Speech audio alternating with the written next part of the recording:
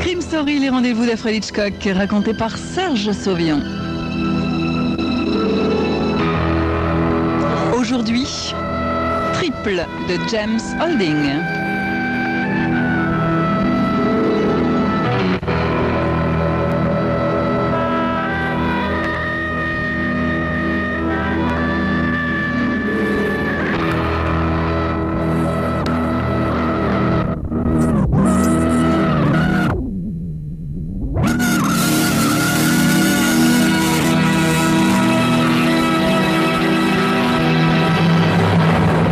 Si vous remontez la State Street vers l'ouest à partir de la First National Bank, vous passez devant la Harrison Saving Bank au milieu du pâté de bâtiments suivants.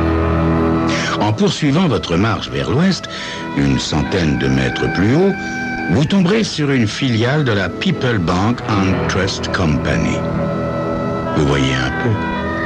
3 instituts financiers à 2 pâtés de maison l'un que l'autre dans la partie la plus commerçante de la ville. Ce triangle d'or sollicite toute l'attention d'Earl Shedd depuis bientôt 2 mois. Un incurable joueur de poker, Earl Shedd, qui considère ce brelan de banque comme un appel, comme un défi. Il décide donc de passer à l'action un jeudi pluvieux. Pour 2 raisons. La première est qu'un jeudi pluvieux vaut n'importe quel autre jeudi. La seconde, c'est qu'il serait temps de quitter Mildred. En effet, elle n'arrête pas de parler de mariage, si vous voyez ce que je veux dire. D'autre part, il y a Gloria Colton. Ah, les femmes. Tout est minutieusement préparé, même sa halte au drugstore de Morningside où Gloria Colton s'occupe du rayon de parfumerie. À 11h40, il se dirige vers l'arrière du magasin comme n'importe quel gars désireux de faire un cadeau à sa petite amie ou à sa maman. Un nouveau rouge à lèvres, un flacon de parfum. Le voyant arriver, Gloria sourit intérieurement. Une belle fille, Gloria, dont la sensualité animale émane de chacune des parcelles de sa personne. Un détail, cependant.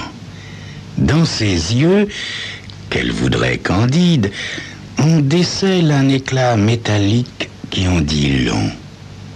Gloria est une fille ambitieuse de mettre la main sur ce qu'elle appelle le gros paquet, comparé à son maigre salaire d'employé au drugstore de Morningside, et le comment lui est bien égal. Ce qui explique sans doute sa complaisance à marcher dans les projets d'Earl Shedd. Quoique, en toute franchise, Gloria ne trouve rien de répréhensible en Earl lui-même. Viril et bien fait comme il est, quelle femme l'en blâmerait? En fait, se dit-elle, Earl sera l'incarnation de son idéal masculin dès qu'il aura de l'argent. Ce qui, en principe, ne saurait tarder. Il n'y a personne à son rayon quand Earl y arrive, de sorte qu'ils peuvent parler avec une liberté plus que relative. N'empêche que, par mesure de prudence, Gloria sort de temps en temps un petit bouchon en verre d'un flacon échantillon de parfum et l'agite d'un geste professionnel sous le nez de son ami. Aujourd'hui, ma petite, murmure Earl sur le point d'éternuer, aujourd'hui, il pleut. Les rues sont encombrées à l'heure du déjeuner. Je tente le coup aujourd'hui. Ah, parfait, répond-elle. J'en ai assez d'attendre comme ça. Moi aussi, dit-il en repoussant le capuchon d'un duffel-coat 2 tailles trop grand pour lui. Tu vas piquer une voiture comme prévu? Il sourit astucieusement. Bien mieux, je vais prendre celle de Mildred. Celle de Mildred? Bien sûr, mon petit loup. Il rit de sa mine stupéfaite. C'est elle à quoi sa voiture va servir? Il fait non de la tête en éloignant son visage de l'échantillon qu'elle agite toujours sous son nez, autant par souci d'un observateur éventuel que par crainte d'éternuer une bonne fois. Gloria fronce les sourcils. Mais c'est pas dangereux, ça? Mais pas du tout. Écoute, Gloria, je t'ai assez parlé de Mildred, hein? C'est une vraie bêtasse. Mais oui, elle est bête comme ses pieds seulement. Elle-même. Elle-même, tiens. Elle fera n'importe quoi pourvu qu'elle croit que je vais l'épouser. Et ça, elle le croit fermement. Qu'est-ce que tu penses de ça, Gloria, hein? Elle sait même pas mon vrai nom et elle croit que je vais l'emmener en juste noces. Moi, le total inconnu qu'elle a rencontré dans un bar de célibataires et dont elle est tombée follement amoureuse. Mildred est tellement seule qu'elle tomberait amoureuse d'un perroquet s'il lui disait bonjour. Ils éclatent tous deux de rire, puis Gloria redevient sérieuse. Bêtasse ou non, elle parlera quand même une fois qu'elle comprendra. Mais non, pas avant dimanche soir, ma belle, parce qu'elle croit me rencontrer dimanche soir à Philadelphie pour notre mariage. Et d'ici là, toi et moi, on sera en train de faire la fête à Las Vegas. Gloria ne peut s'empêcher de sourire. Earl, c'est vraiment vache pour elle. Ah, qu'elle aille au diable. Elle était bien jusqu'à ce que je te rencontre. Aujourd'hui, elle n'est plus rien qu'une fille stupide et jalouse qui possède la bagnole qu'il me faut pour mon coup. Qu'est-ce qu'elle pense de moi? Demande Gloria. À moins que tu ne lui aies jamais parlé de moi. Non, mais tu crois que je suis dingue, Gloria? Jalouse comme elle est, mais elle sait même pas que t'existes. Gloria devient songeuse. Mais dis-moi, Earl, si tu lui poses un lapin à Philadelphie, comment savoir que tu ne m'en poseras pas un à Las Vegas, en faveur d'une fille avec laquelle tu as rendez-vous à Montréal, peut-être? Dis donc, Gloria, tu vas pas me faire une crise de jalousie, toi aussi, hein? Mildred me suffit largement. Tu as toujours l'argent que je t'ai donné pour le billet d'avion, n'est-ce pas? Oui, il est là, dit-elle, en tapotant sa splendide poitrine. Eh ben, c'est bien la preuve que je te retrouverai à Vegas. J'ai pas donné un rond à Mildred, tu peux en être sûr. Elle ira à Philadelphie par ses propres moyens. Où se rencontrera-t-on? Demande Gloria. À l'Azur Sky Motel, à Las Vegas. J'y serai samedi après-midi, même si je m'arrête pour larguer la voiture de Mildred en route. Les réservations sont déjà faites. Ok, beau mec. Fait Gloria en lui présentant un autre échantillon de parfum qu'Earl respire lentement en trouvant que l'échantillon a quand même un sacré goût de liberté. 3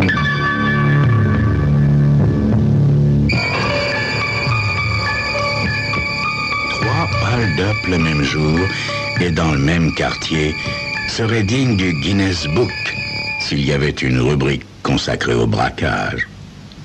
Un beau paquet de fric à dépenser voluptueusement en compagnie de Gloria. Mais est-ce que ça n'est pas tenter le diable? Comme vous le verrez dans quelques instants.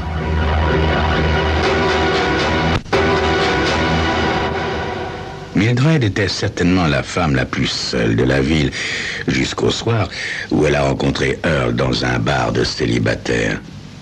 À présent, sa vie est une chanson d'amour, car Mildred, un peu bébête, un peu fleur bleue, est folle de ces rengaines à 3 sous qu'on susurre en dansant un slow.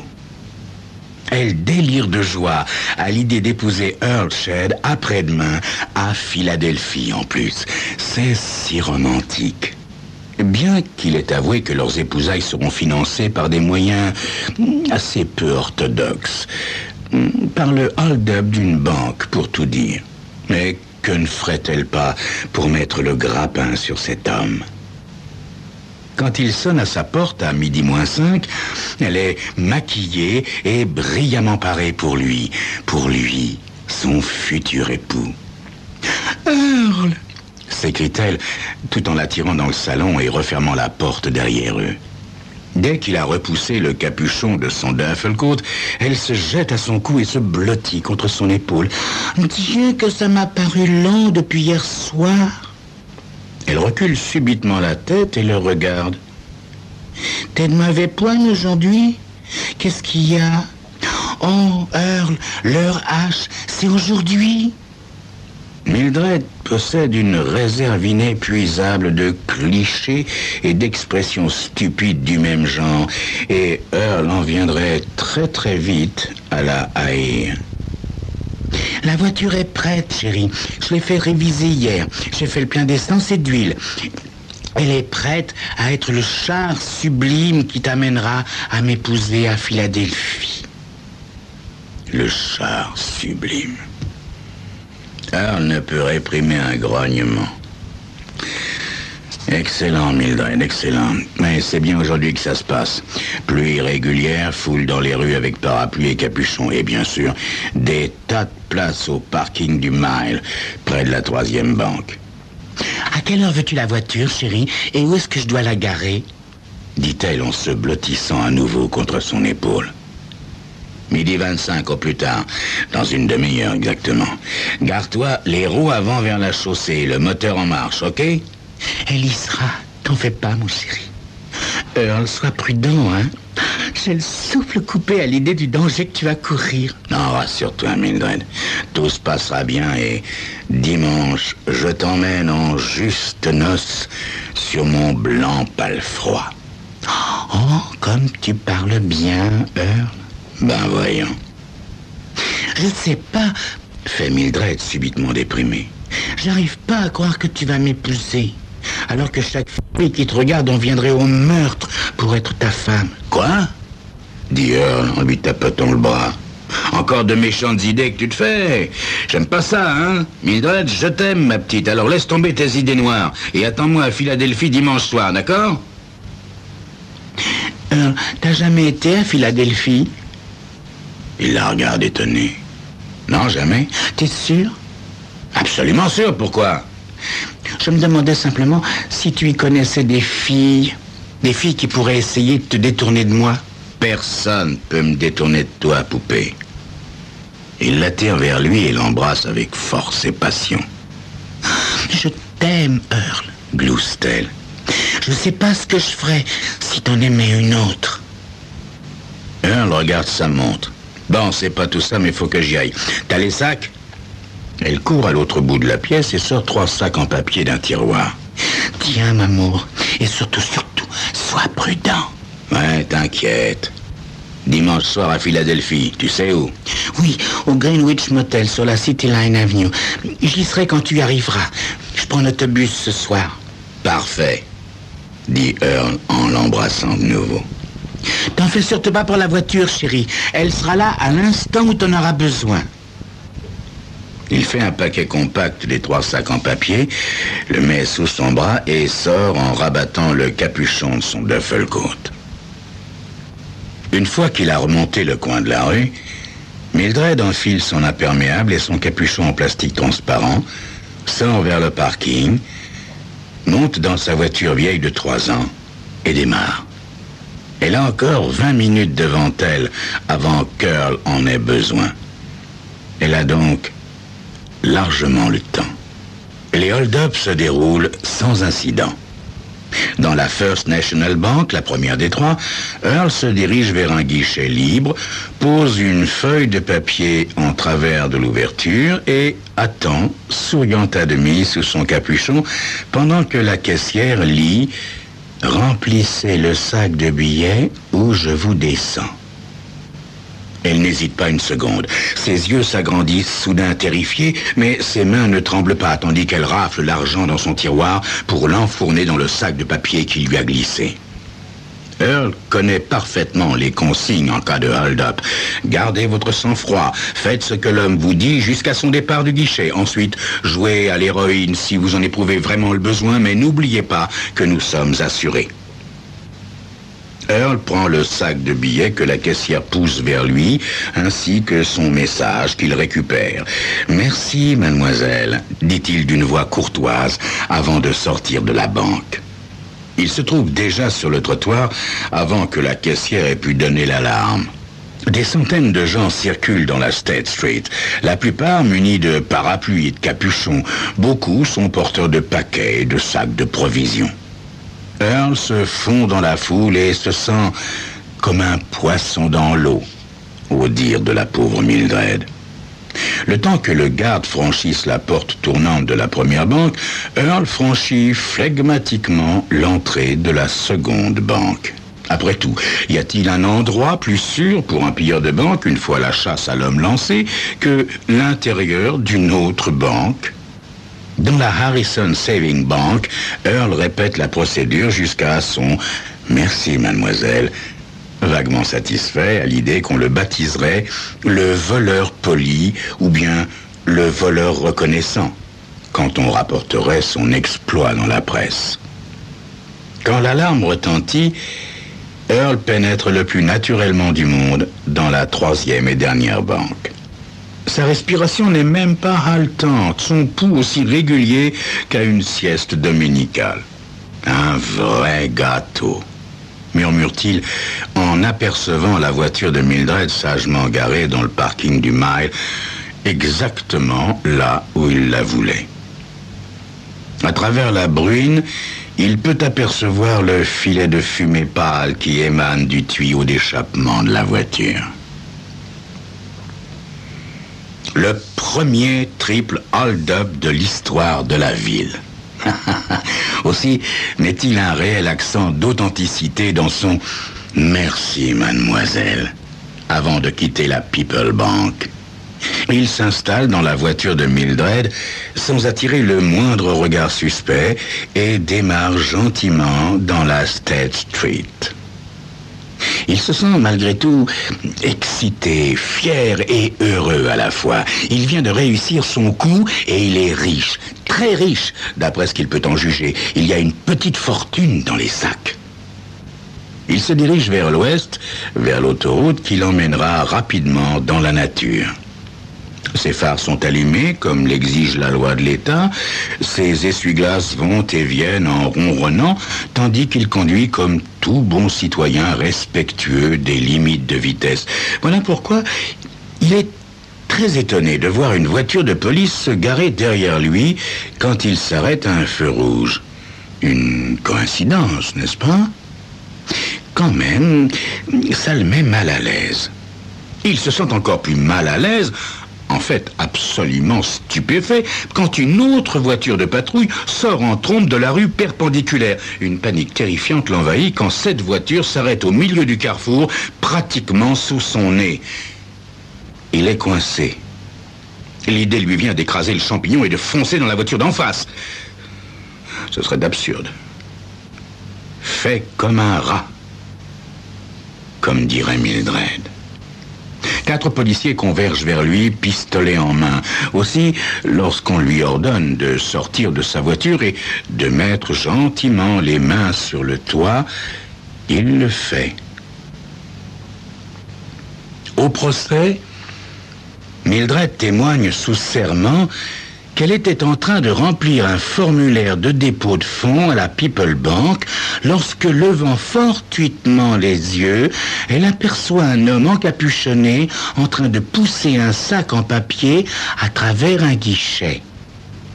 Elle trouva la caissière bien pâle et perturbée. Quand l'homme, après avoir examiné différentes voitures, jeta son dévolu sur la sienne, au moment où l'alarme sonnait, elle comprit tout de suite où était son devoir de citoyenne. Ce qui permit d'épingler très rapidement le voleur. Non, elle ne le connaissait pas. Non, elle l'avait jamais vu. Après le transfert d'Earl au pénitencier de Rock Hills, Mildred vint le voir dès le premier jour de visite. « Bonjour, chérie. » Heureusement pour elle qu'il y avait un grillage, car Earl aurait volontiers risqué la chaise électrique de gaieté de cœur pour se venger. « Est-ce qu'il te traite bien ici? Je veux simplement que tu saches que je t'aime et que je t'attendrai. » Pourquoi, Mildred? Pourquoi tu m'as balancé, Mildred? Elle se mordit la lèvre supérieure quelques instants. Je ne pouvais pas supporter que mon fiancé prête attention à une autre femme. Voilà pourquoi. Mais qu'est-ce qui te fait penser que je trafique avec une autre femme? Bonté divine! Earl, le haut de ton duffelcoat était imprégné de parfum quand tu m'as embrassé avant de me quitter ce jour-là. Tu ne te souviens pas, Earl, chéri?